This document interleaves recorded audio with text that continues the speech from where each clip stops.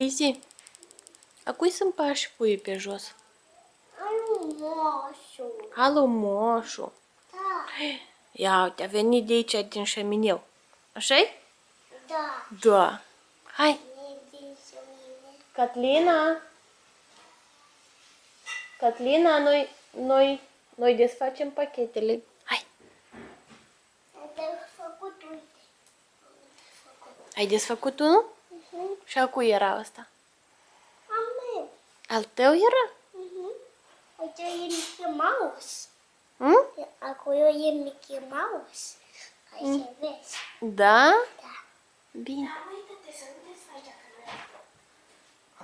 nu te fac. Am de făcut, uite.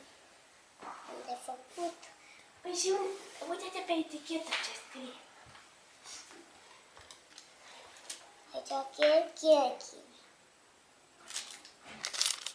Am învățat să citesc. Bravo. Ia uite-te. Ia să vedem astea ce scrie.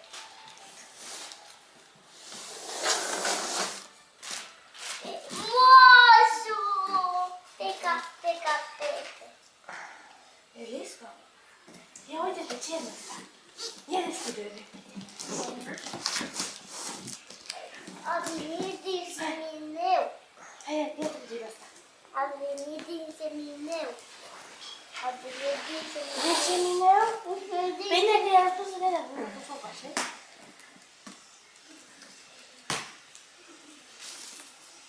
Ia. Dar ce bine am făcut, nu știu. Ce bine! Ce e asta? Cărucioi! Cărucioi de Lizuca! Da? Chiar ai adus? Chiar i-a adus Lizuca cărucior? Da! Ce frumos așa! Da!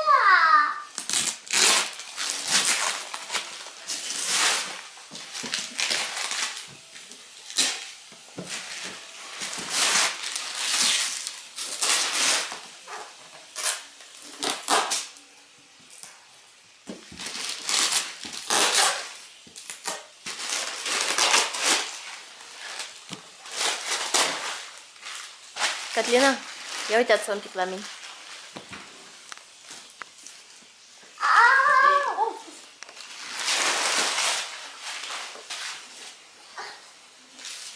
Se poate lăsa? Nu.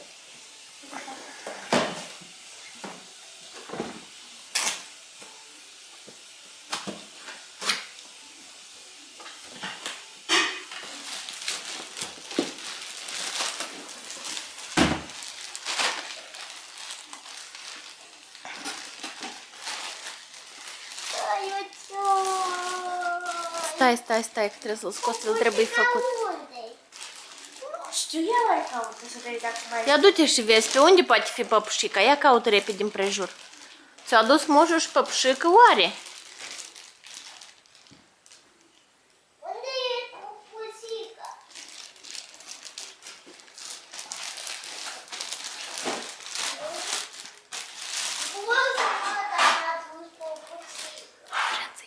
Ține.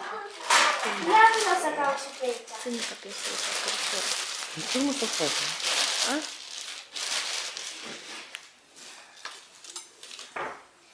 Mai nu te adu instrumentele să faci căruciorul de Lizuca. Hai să vedem. Și că e de muzei.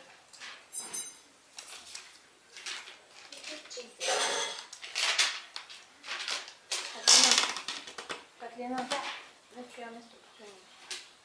Bine. Dacă mi-am descurcat fără. N-a ce să nu.